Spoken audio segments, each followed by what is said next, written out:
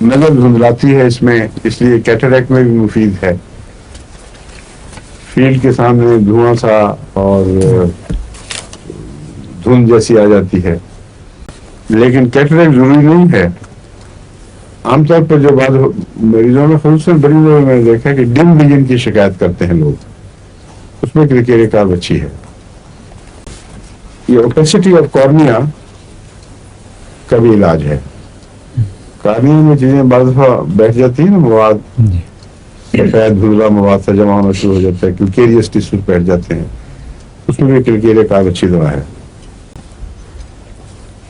کان کے اندر ڈسچارجز اگر پرانے آہستہ آہستہ ہوں، اس کی اور بہت سی آپ کو میں دوائیں پہلے بتا چکا ہوں. کلکیریا کو بھی اس میں پیش نظر رکھنا چاہیے. کلکیریا کے متعلق کہتے ہیں کہ اکثر یلو ڈسچارج ہوتا ہے، اور میں نہیں سمجھ سکتا کہ یہ یقینی ہے یا اتفاقی طور پر نوٹ ہوا ہے. جو انفیکشن پرانی ہو جائے اس کا زرد ہونا ایک طبی امر ہے، اس لیے اس سے زیادہ کوئی علامت نہیں ہے یہ کہ کلکیریا پرانی امراض میں، کان کی پرانی امراض میں کام آتا ہے، لیکن اس کو امتیازی علامت نہیں کہہ سکتے.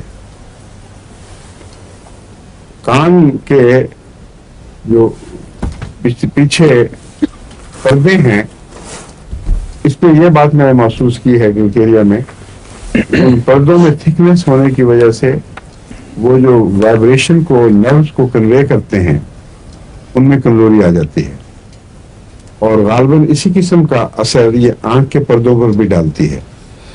اس لیے ظاہر میں باہر کی طرف کوئی چیز دکھائی نہ بھی دے تو ڈم ویژن کی شکایت، آہستہ آہستہ ظاہر ہونے والا بہرا پن جو رفتہ رفتہ آوازوں میں تفریق کم کر دے، یہ وہ ہے جو کلکیریا کو مانگتا ہے.